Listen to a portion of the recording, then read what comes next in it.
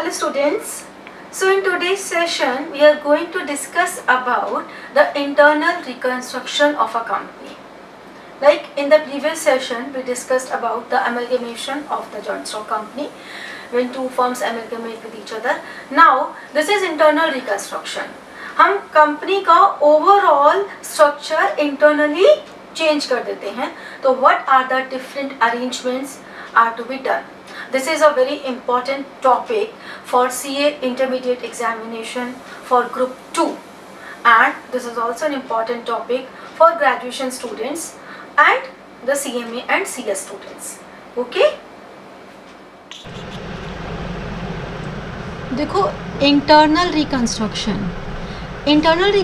का मतलब हो गया जो कंपनी का कोई भी जब फाइनेंशियल स्ट्रक्चर में कोई चेंज होता है, किसी भी तरह से अगर उसके फाइनेंशियल स्ट्रक्चर में चेंज हो रहा है उसे हम कहते हैं इंटरनल रिकंस्ट्रक्शन. 4 तरह से होता है ये.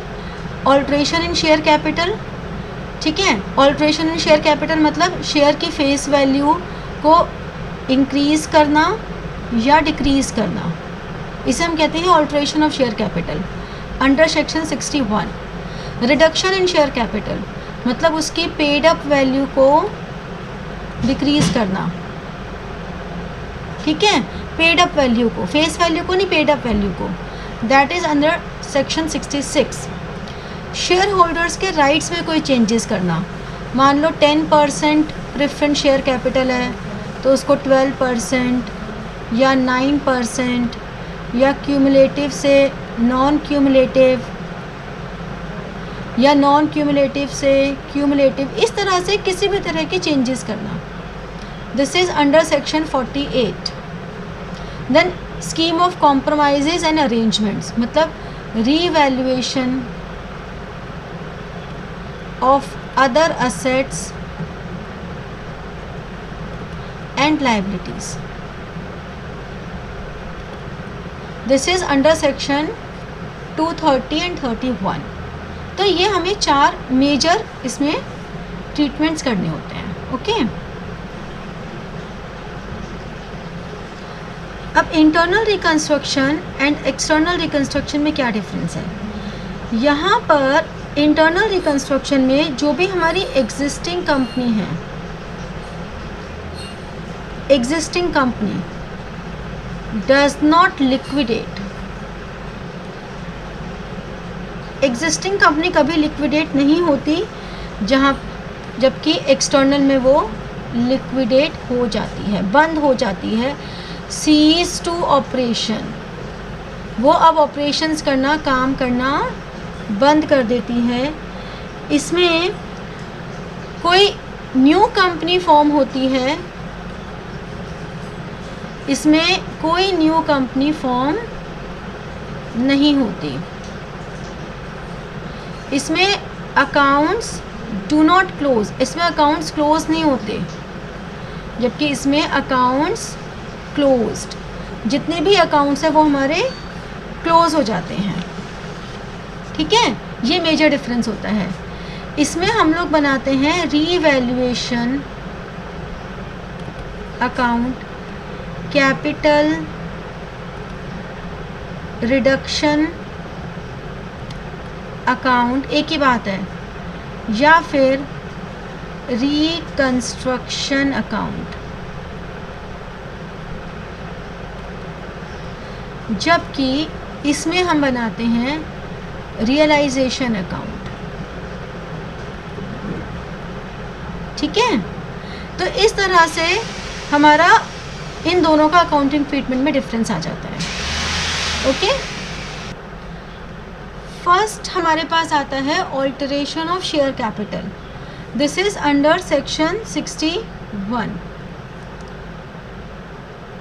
अंडर सेक्शन 61 वो कहता है कि पहली एंट्री हम करेंगे for increase in share capital, share capital में इंक्रीज करने के लिए. This is a normal issue of shares, ठीक है. इसमें कुछ ऐसा स्पेशल नहीं है, नॉर्मल इशू ऑफ शेयर्स है. Bank account debit to equity share application and allotment and application allotment to equity share capital.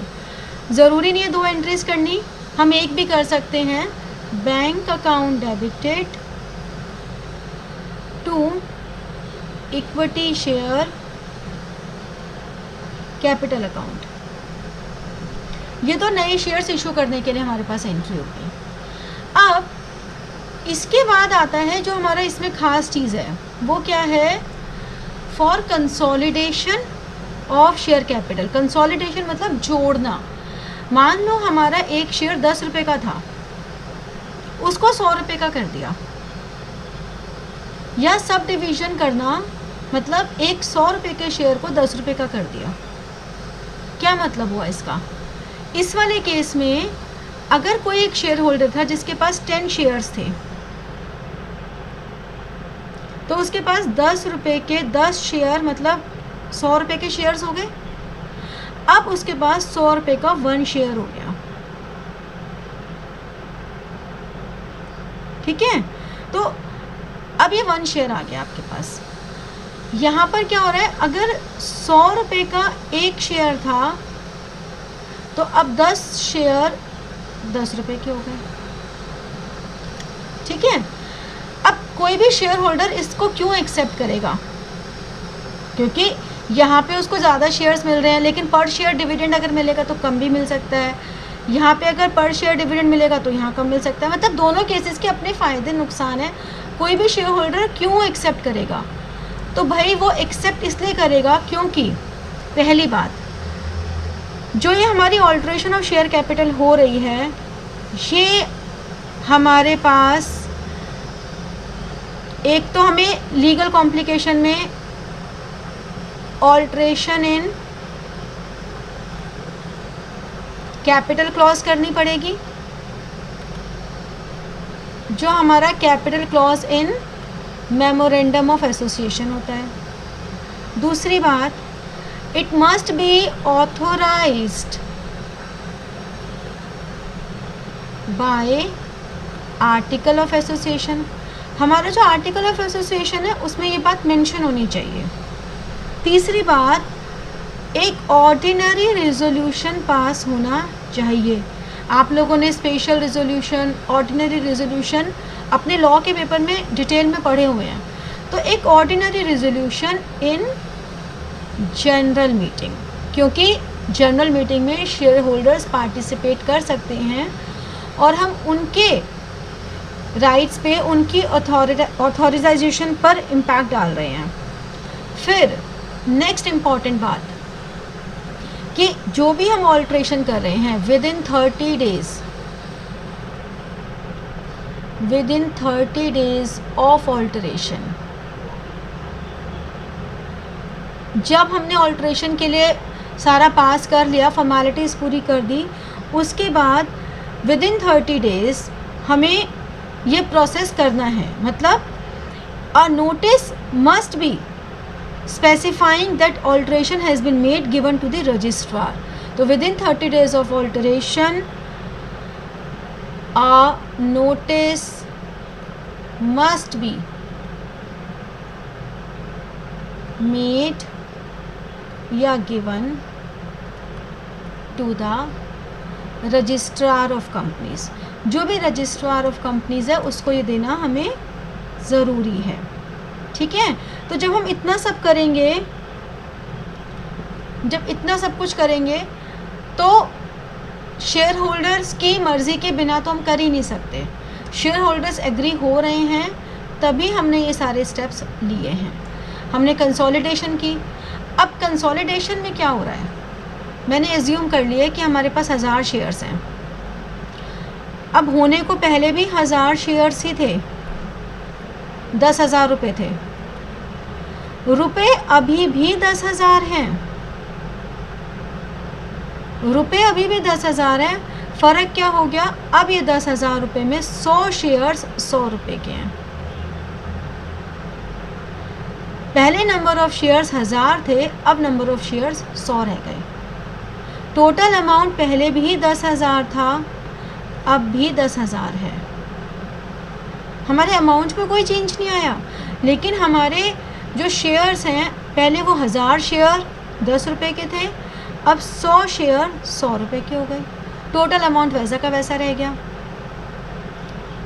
ठीक है। सब डिविजन में क्या हो रहा है, 1000 शेयर 100 रुपये के थे। अब अगर 1000 शेयर 100 रुपये के थे तो ये हो गया 1 लाख। अमाउंट अभी भी 1 लाख ही है, लेकिन अब हुआ क्या, 10 रुपये का एक शेयर होने से 10,000 शेयर 10 रुपये के हो गए। डिफरेंस पता लग रहा है कि हमारे टोटल अमाउंट में कोई चेंज नहीं आया। There is no change in total amount. The only change is that the face value of share changes, the total number of shares hold by one share holder changes. यहाँ पे एक share holder अगर 1000 share लेके बैठा था तो अब उसके पास 100 शेयर्स आ गए हैं।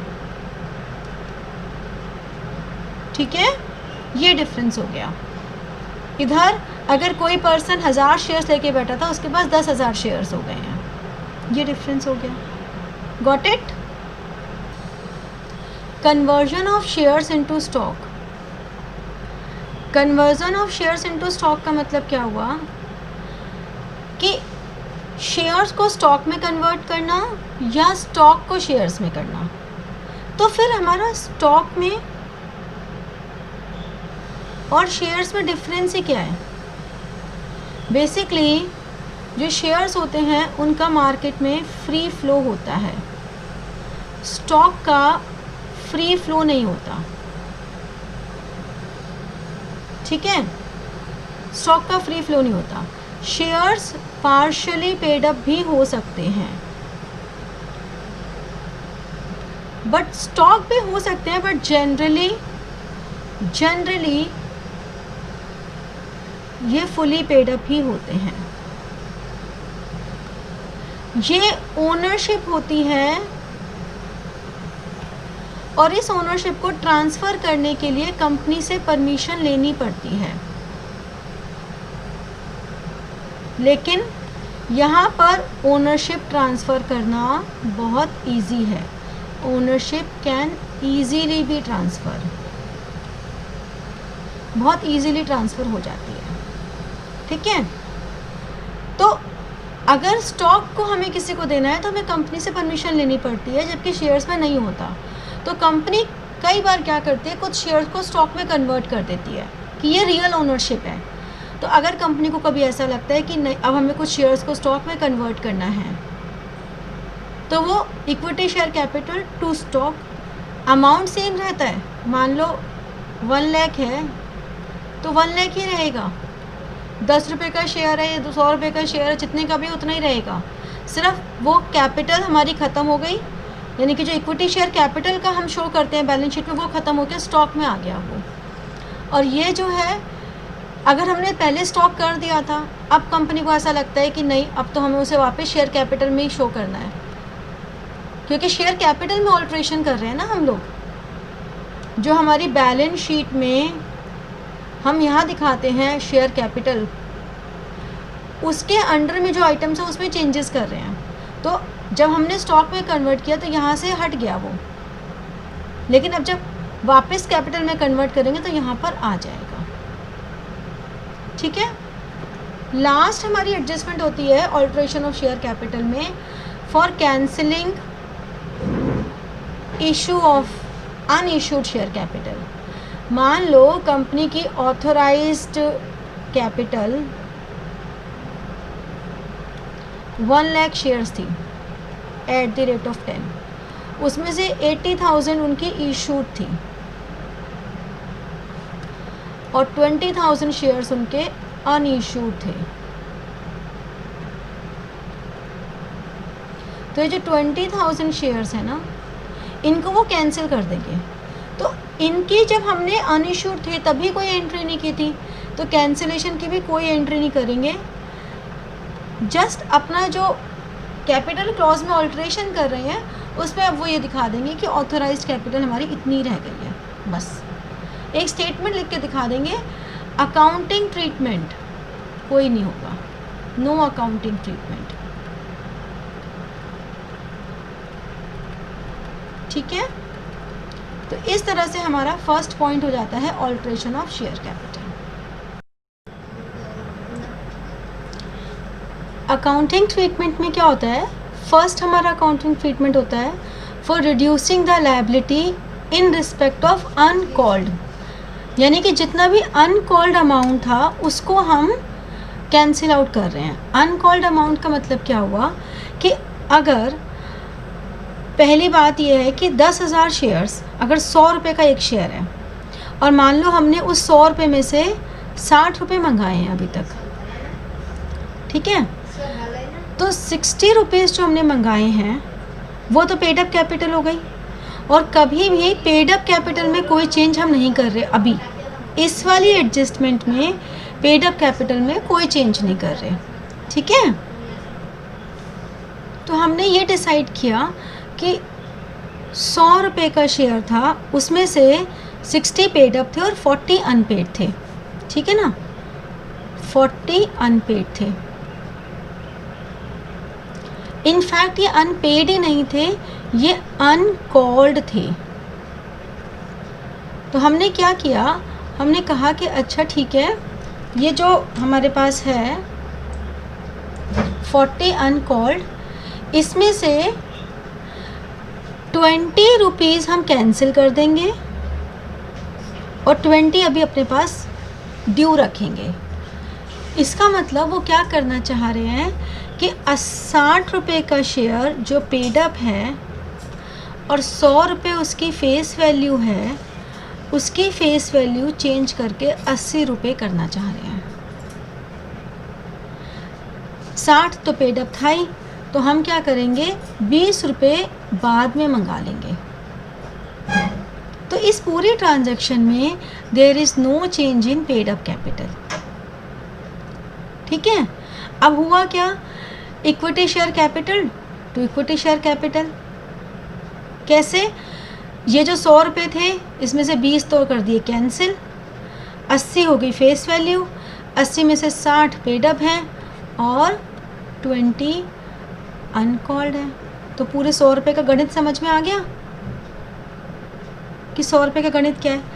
अब equity share capital to equity share capital, जब हमने ये किया तो अमाउंट तो यही रहा 60,000 और 60,000, अमाउंट में कोई चेंज नहीं होगा।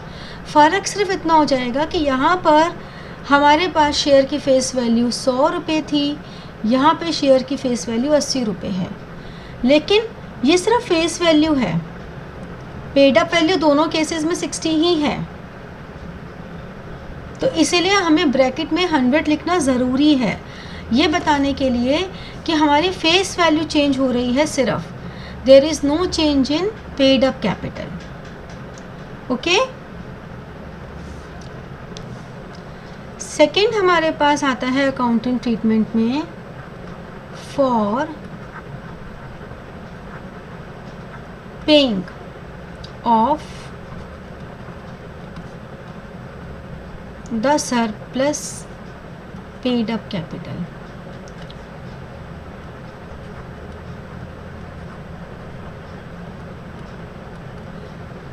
हमने कहा कि अगेन कि 10,000 शेयर्स हैं at the rate of 100 each fully paid up.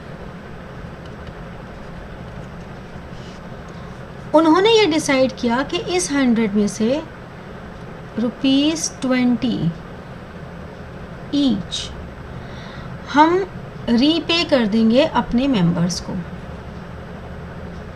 और शेयर को अब 80 रुपीज़ का फुली पेड अप बना देंगे। मतलब इक्विटी शेयर कैपिटल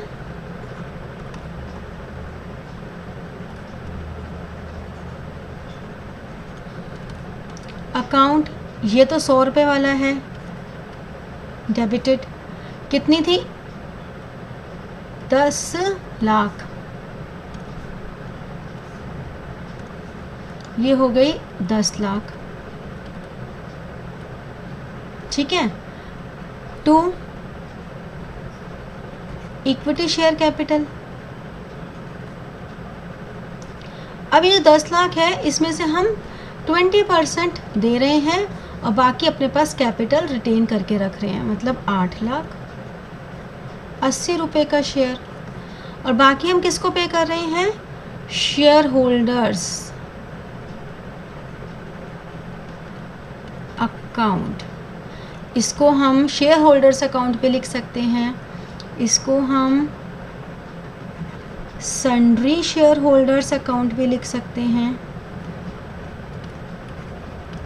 इसको हम सन्ड्री मेंबर्स अकाउंट भी लिख सकते हैं, कुछ भी लिख सकते हैं। कितना वापस कर रहे हैं हम उन्हें? 2 लाख।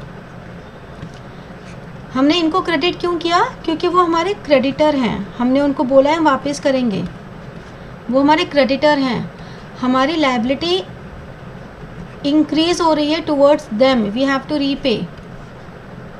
और फिर नेक्स्ट एंट्री हम कर देंगे जो भी हम ऊपर क्रेडिट कर रहे हैं उसी से। मान लो सन्ड्री मेंबर्स ही हमने करे, तो sundry members account debited to bank, ये हमने 2 लाख से उनकी पेमेंट कर दी। ठीक है, हमने 100 रुपये की जो वैल्यू थी उसको 80 रुपये पे कर दिया, और हमने ये डिसाइड किया कि हम सरप्लस हमारे पास ये है, हम इसको पे ऑफ कर देते हैं।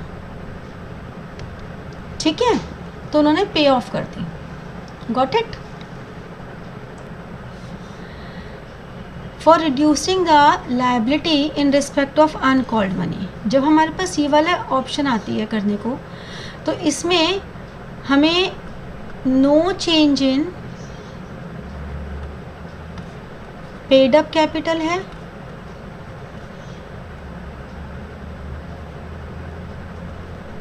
और दूसरी बात no change in number of shares हैं। नंबर ऑफ शेयर्स में भी कोई चेंज नहीं आया।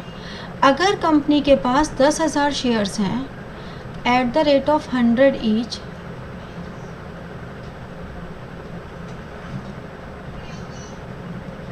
Eight the rate of 100 each, उसमें से उनने 60 पेड अप हैं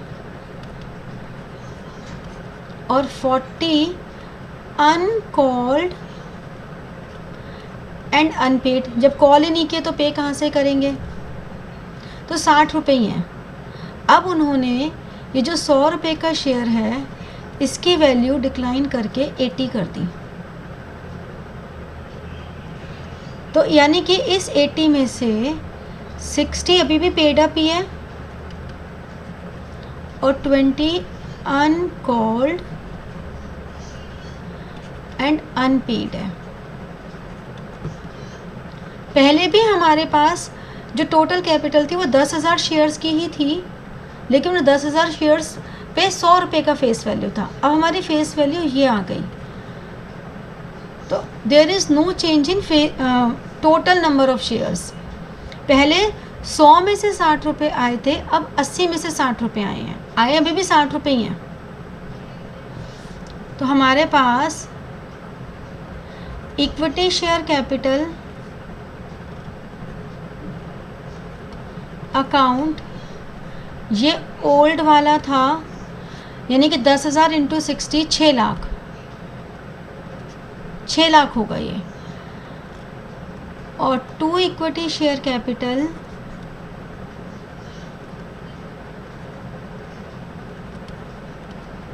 ये जो हमारे पास आया ये न्यू वाला आया, ये भी आया 6 लाख ही, लेकिन ये ओल्ड था और ये न्यू है। ठीक है, यहाँ पर हमारी इस वाले केस में फेस वैल्यू 100 थी, जबकि इसमें जो फेस वैल्यू है वो हमारे पास 80 है। पहले 100 में से 60 रुपये दिए थे, अब 80 में से 60 दिए अभी भी 60 ही हैं। तो नंबर ऑफ शेयर्स में कोई चेंज नहीं आ रहा, समझे? Now the next is for writing of the lost paid up capital.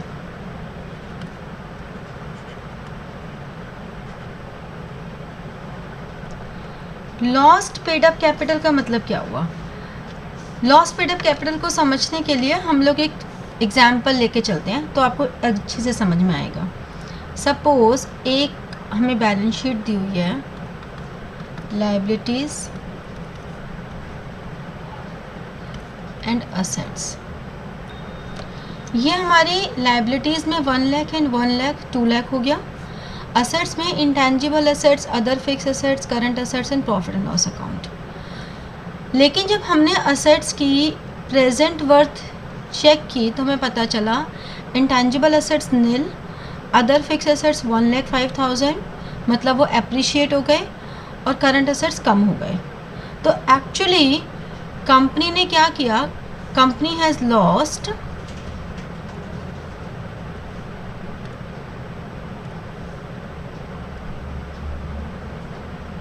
company has lost 80,000 of its paid up share capital। इतनी उसकी कम हो गई, उसकी दोनों साइड मैच नहीं कर रही हैं। बिकॉज कैसे मैच नहीं कर रही? जो उसके इंटेंजिबल एसेट्स हैं वो राइट ऑफ हो गए, कितने से? 25,000 से। फिर उसके जो करंट एसेट्स हैं वो 25 से 15 हो गए तो 10,000 से। प्रॉफिट एंड लॉस अकाउंट 50,000 तो ये आ गया 85 एंड इसमें से हमने लेस कर दिया एप्रिसिएशन इन फिक्स असेट्स। 5,000 के वो एप्रिशिएट हो गए तो बेसिकली 80,000 का हमारे पास वो लॉस आ गया। तो हमारे पास ये 80,000 से हमारी लायबिलिटी कम हो रही है, शेयर पेड अप कैपिटल कम हो रही है, ठीक है। तो 80,000 से जो वैल्यू कम हो रही है, हम इसको क्या लिखेंगे? इसको कैसे सॉल्व करेंगे? बाय, थोड़ी सी कॉन्ट्राडिक्टरी चीज़ आ जाती है लेकिन इसको भी हम अभी आगे समझ लेंगे कि by reducing the paid up capital. हम पेड अप कैपिटल कर रहे हैं, हम नॉमिनल वैल्यू नहीं कर रहे हैं, नॉट द नॉमिनल वैल्यू। हम सिर्फ जो एग्जिस्टिंग शेयर कैपिटल है उसकी पेड अप वैल्यू कम कर रहे हैं। हम बाद में और मंगा लेंगे, अभी हम ये मान के चल रहे हैं कि इतनी पेड अप कैपिटल कम हो रही है, ठीक है। यानी कि शेयर कैपिटल अकाउंट डेबिटेड 80,000। अब अगर कोई भी लायबिलिटी कम होगी तो हमारा कैपिटल रिडक्शन होगा,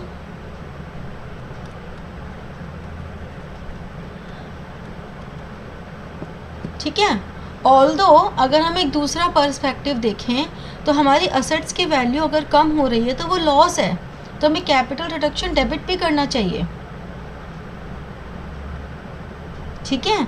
आप लोगों ने ये सोचा नहीं होगा क्योंकि जैसे मैं बोल रही हूँ वैसे मानते चले जा रहे हो, लेकिन अगर दूसरे एंगल से सोचो तो यहाँ पर जो भी हमारी वैल्यू कम हो रही है असेट्स की, ये वाली, इससे हमारा कैपिटल रिडक्शन इंक्रीज़ भी होना चाहिए, लेकिन अभी उसको हम करेंगे रीवैल्यूएशन के समय पे। अभी हमारा जो फोकस है वो ये है कि जो वैल्यू कम हो रही है इससे हमारी पेड अप कैपिटल कम हो रही है 80,000 से, और अगर कैपिटल कम होती है, हमारी कैपिटल कम हो रही है तो वो हमारे लिए गेन है, हमने कैपिटल रिडक्शन अकाउंट में डाल दिया उसे। अगर हमें ये मेंशन होता कि हमें by reducing the paid up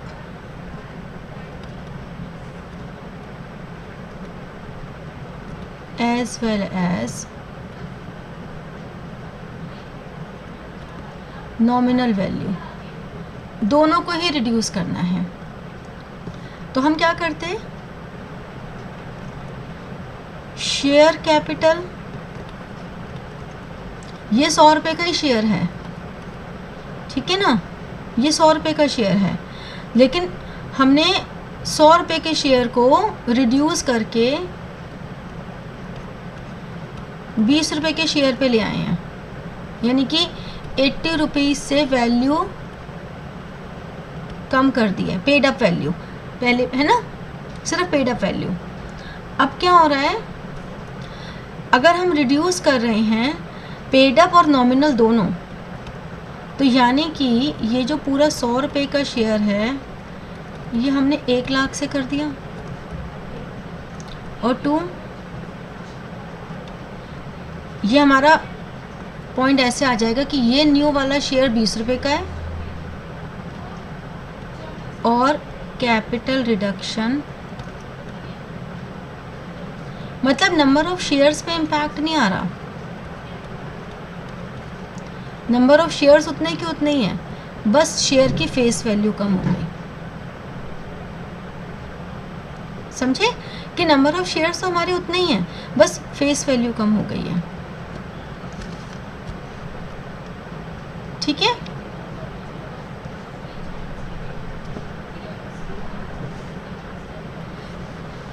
next हमारे पास ट्रीटमेंट आता है, हमने फर्स्ट किया था alteration of share capital under section 61, second हमने किया reduction of share capital under section 66, अब हम कर रहे हैं variation of share holders right under section 48, ठीक है। This is third arrangement.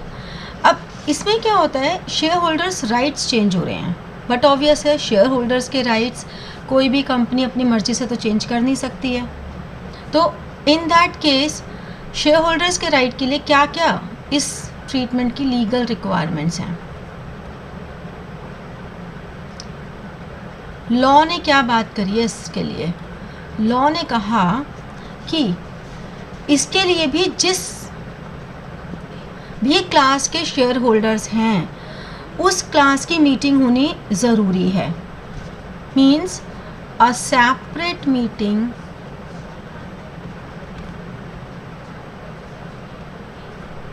a separate meeting must be held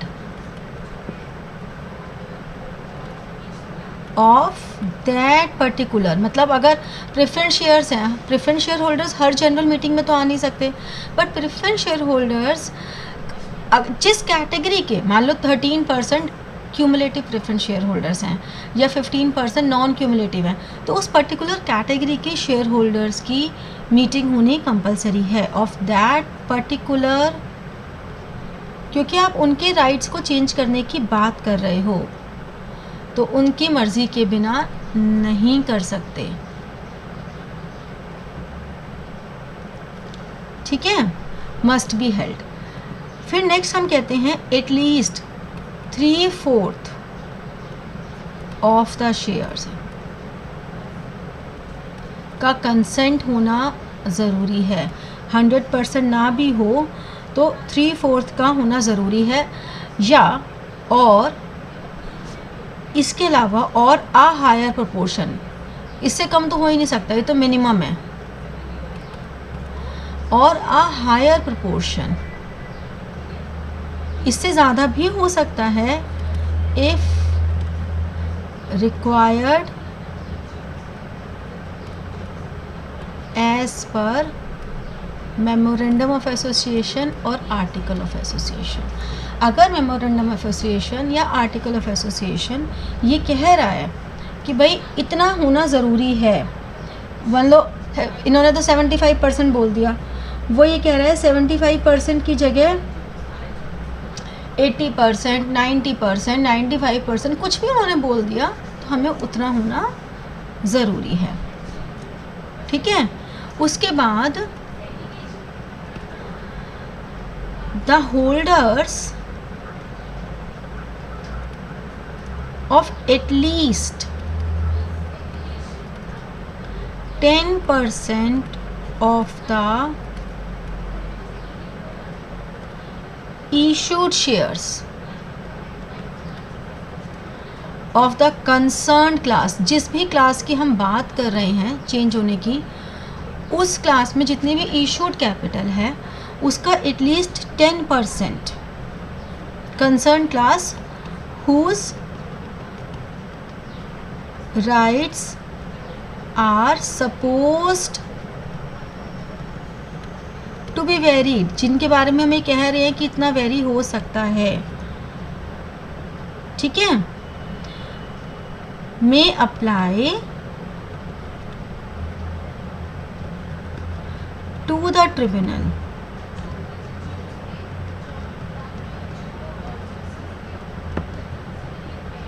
to have the variation cancelled. अगर वो चाहते हैं कि कैंसिल हो तो कम से कम 10% ऐसे होने चाहिए जो ट्रिब्यूनल में अप्लाई कर दें कि भाई इस वेरिएशन को कैंसिल कर दो। कितने दिन में? With in 21 days after the, जब भी ये कंसेंट ऑब्टेन्ड या फिर रिजोल्यूशन पास हुआ है, जब भी ये रिजोल्यूशन पास हुआ है या कंसेंट हुआ है उसमें विद इन 21 डेज वो लोग ये अपील कर सकते हैं, जिनका भी शेयर्स चेंज हो रहे हैं, जिनका भी राइट्स चेंज हो रहे हैं, जिनके राइट्स पे कुछ इफ़ेक्ट आ रहा है, they can apply to the tribunal that this variation should be cancelled. तो भाई पहले तो उन्होंने 3/4, अगर 3/4 75% लोगों ने उसको पास किया था, अभी भी 25% तो बच ही गए ना जिन्होंने पास नहीं किया। अगर 75%, हमें कहते हैं मिनिमम 75 चाहिए, 80% ने भी कंसेंट दे दिया था, तो 80% का कंसेंट आया लेकिन 20 का तो नहीं आया, तो कंपनी ने तो अप्रूवल दे दिया कि भाई हमको मिनिमम तो मिल गया। लेकिन जो बचे हुए 20 हैं उनमें से भी अगर वो लोग भी टोटल इशूड कैपिटल के 10% भी अगर ट्रिब्यूनल में अप्लाई कर देना कि भाई ये कैंसिल करो, तो कैंसिल हो सकता है। मतलब माइनॉरिटी में जो रह गए थे उनकी पावर को हल्के में नहीं ले सकती कंपनी ये नहीं सोच सकती अरे छोड़ो ये तो गए 20%, वो 20% के पास भी पावर पूरी है, क्योंकि 10% ही तो चाहिए, अभी भी 20% है, 10% ही तो चाहिए सिर्फ, ठीक है। तो इसके बाद जो भी हो ट्रिब्यूनल डिसीजन दे सकता है, उसको डिसीजन को मानना पड़ता है। और अगर कोई भी वेरिएशन के लिए ट्रिब्यूनल ने बोला है तो ट्रिब्यूनल के डिसीजन को, जो भी ट्रिब्यूनल का डिसीजन होगा, ट्रिब्यूनल के डिसीजन को 30 डेज़ के अंदर with in 30 days registrar of companies को कम्युनिकेट करना ज़रूरी है। तो ये तो सारी बातें हो गई हमारी लॉ की। अब अकाउंटिंग ट्रीटमेंट की अगर हम बात करें तो अकाउंटिंग ट्रीटमेंट इसका कोई बहुत ज़्यादा कॉम्प्लिकेटेड नहीं है, बहुत सिंपल सा है। क्वेश्चन टू क्वेश्चन लैंग्वेज से ही पता लग जाता है। मान लो हम कोई X% प्रेफरेंस शेयर कैपिटल को Y% प्रेफरेंस शेयर कैपिटल में चेंज कर रहे हैं, मतलब रेट ऑफ डिविडेंड चेंज कर रहे हैं, 10% से 12% में कर रहे हैं।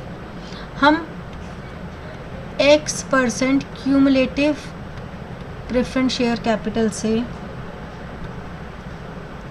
X% नॉन क्यूमुलेटिव में चेंज कर रहे हैं, मतलब रेट सेम है, सिर्फ क्यूमुलेटिव से नॉन क्यूमुलेटिव में चेंज हो रहा है। या X% नॉन क्यूमुलेटिव से Y% क्यूमुलेटिव में चेंज कर रहे हैं, मतलब आपका रेट भी चेंज कर दिया और क्लास भी चेंज कर दी, दोनों ही चेंज कर दिए, ठीक है ना। यहाँ पे क्लास सेम रखी। तो आपको तो जो मेंशन होगा वो कर देना है, समझ रहे हो? आपको जो उन्होंने बोला है क्वेश्चन में वो कर देना है। अब क्वेश्चन ऐसे नहीं आता कि किसी एक ऑर्डर को लेके ही चलता है, हो सकता है वो पहला जो हमने किया था ऑल्ट्रेशन और थर्ड को मिला भी दे, मतलब वो रेट भी चेंज कर दे, क्लास भी चेंज कर दे और अनकॉल्ड को कैंसिल भी कर दे या फिर पेड अप भी चेंज कर दे, ऐसा भी कर सकता है। तो वो तो धीरे धीरे हमें प्रैक्टिस से आएगा, जितने क्वेश्चंस हम करेंगे उतने हमें अरेंजमेंट समझ में आएंगे। Got it? नेक्स्ट हमारे पास आता है compromises and arrangement under section 230 and 231। ये जो कॉम्प्रोमाइजेस एंड अरेंजमेंट है, इसका मतलब होता है कि किसी भी तरह की settlement of any asset and liabilities, किसी भी तरह की settlement in assets and liabilities जो हम करते हैं वो सेक्शन 230 एंड 231 में है। और ये हम किसके थ्रू कर रहे हैं? ये हम चाहे इसको हम कैपिटल रिडक्शन अकाउंट का नाम दे दें या हम रिकंस्ट्रक्शन अकाउंट का नाम दे दें, ठीक है? कोई भी नाम दे दें, रिकंस्ट्रक्शन का नाम दे दें या कैपिटल रिडक्शन अकाउंट दे दें। बेसिकली ये जो अकाउंट होता है ये नॉमिनल नेचर का होता है,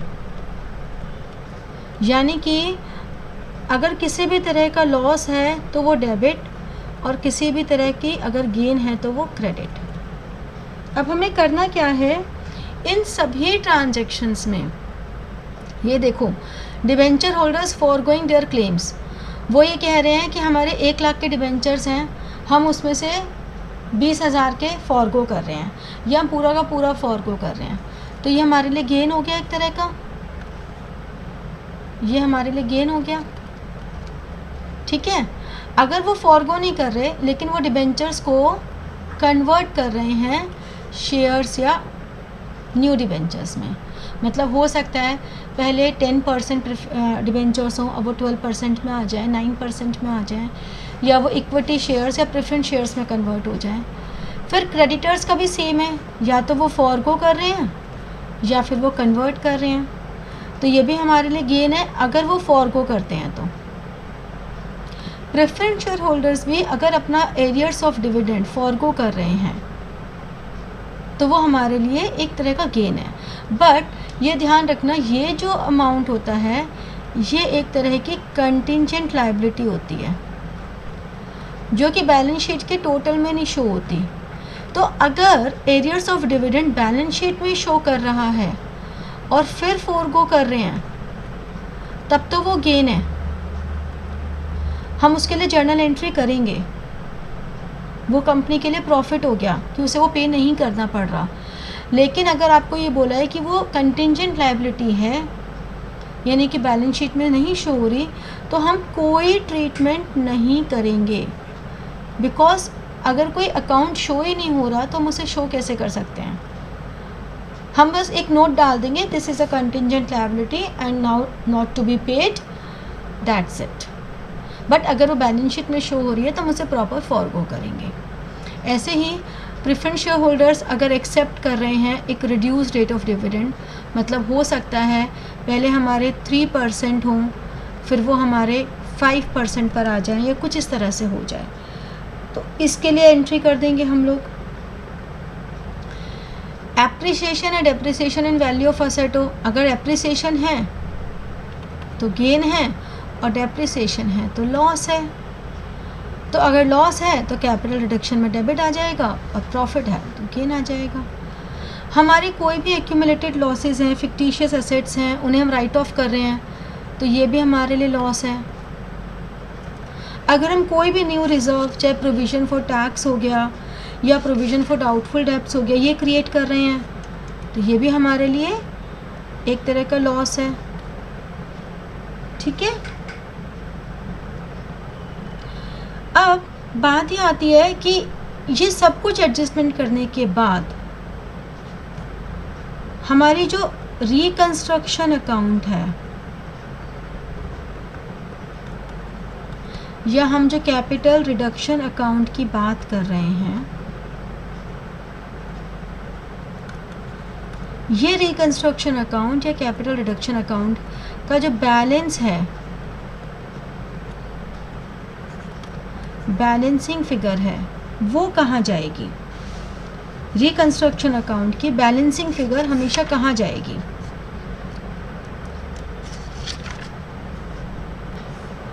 if credit side is more than debit side, तब तो वो कैपिटल रिजर्व हो गया, ठीक है।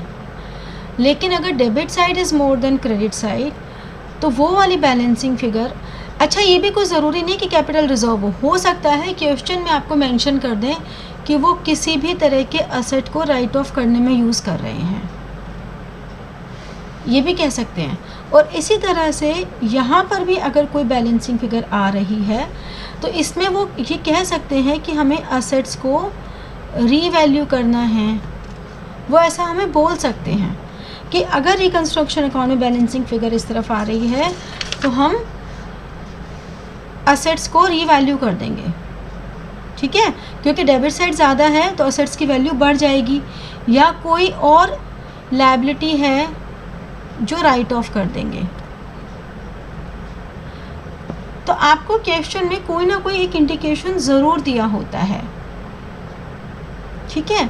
मान लो हो सकता है वो ये कह दें कि कोई फ़ंड है, उसे ख़त्म करना है, फ़ंड को रिड्यूस करना है, तो अगर हम किसी भी फ़ंड को ख़त्म करेंगे तो भी हमारा बेनिफिट होगा ना।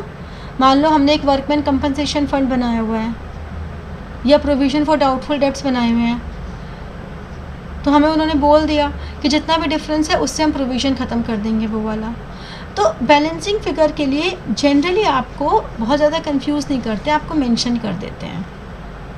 तो इंटरनल रिकंस्ट्रक्शन के चैप्टर में आपका जो मेजर फोकस है, आपको सिर्फ ट्रीटमेंट पता होना चाहिए, बाकी ना आपको क्वेश्चन में 10, 12, 15 से स्टेटमेंट्स दी होती हैं।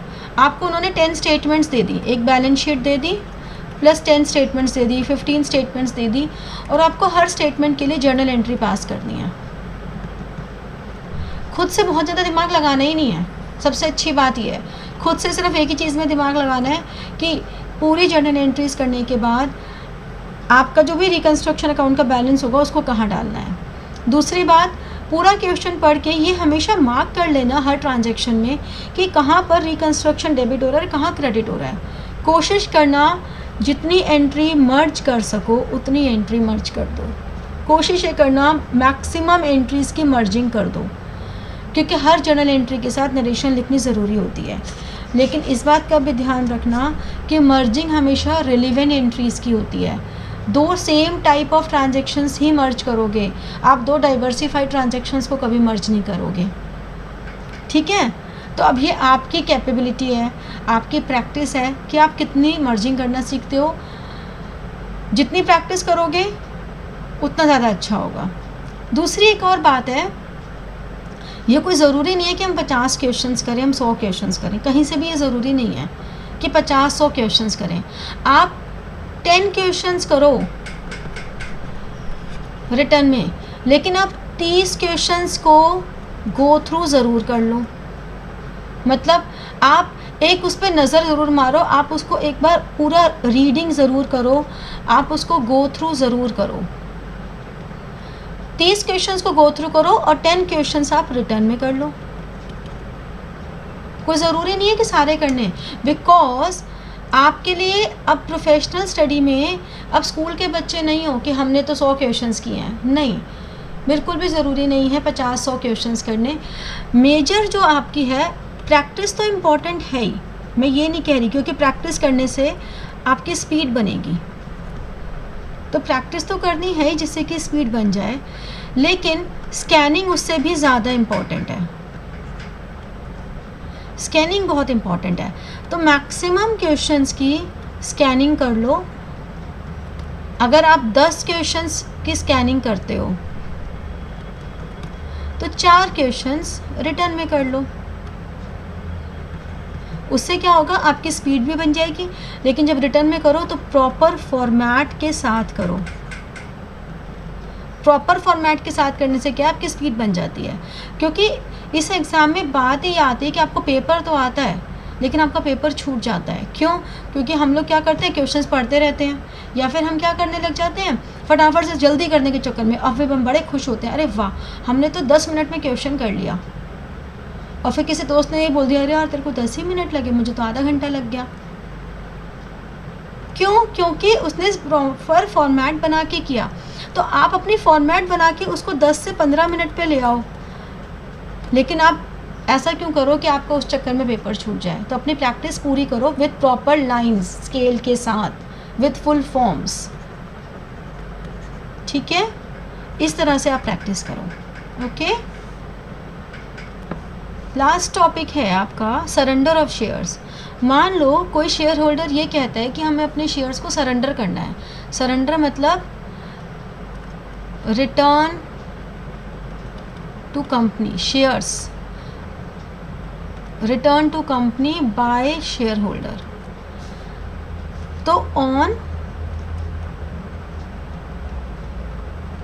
सरेंडर ऑफ शेयर्स, जब शेयर सरेंडर कर रहे हैं तो हमारी एंट्री क्या होगी, हमारी कैपिटल रिड्यूस हो रही है, तो share capital account debited to share surrender account, ठीक है? फिर ये एक एंट्री हो गई।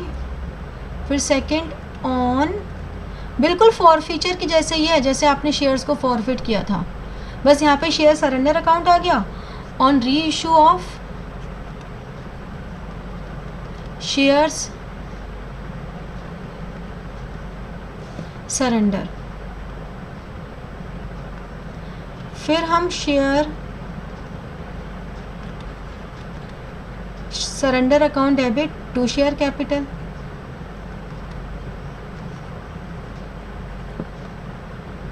हमने फिर से उनको री इशू कर दिया किसी को। और अगर हम कैंसिल कर रहे हैं, कैंसिलिंग ऑफ सरेंडर, जो भी हमने शेयर सरेंडर किए उन्हें हम कैंसिल कर रहे हैं, तो वो हमारे लिए कंप्लीटली एक प्रॉफिट हो गया। तो share surrender account debited to reconstruction account, ठीक है? तो इस तरह से हमारा सरेंडर ऑफ शेयर्स ट्रीट होता है कि पहले शेयर सरेंडर करने की एंट्री कर दो, फिर अगर वो री इशू हो रहे हैं तो अगेन कैपिटल रेज कर दो, और अगर वो कैंसिल हो रहे हैं तो रिकंस्ट्रक्शन अकाउंट में डाल दो, क्योंकि वो हमारे लिए एक तरह से प्रॉफिट हो गया। ओके, तो this is all about internal reconstruction. Okay, so hope now you understand the process of internal reconstruction, all the accounting treatment, all the legal requirements relating to internal reconstruction. So in the next session we will do some practical portion and the journal entries and preparation of revised balance sheet for the new company after internal reconstruction. Okay, so be in touch, keep connect with us, with the channel, and subscribe this channel so that you will get all notifications. Fine? So like, subscribe and share the channel, and feel free to give your queries, to give your suggestions for any improvement to be done in the comment box, or you can mail me at rajshreetutorials@gmail.com. Fine? So good luck to all of you and thank you so much.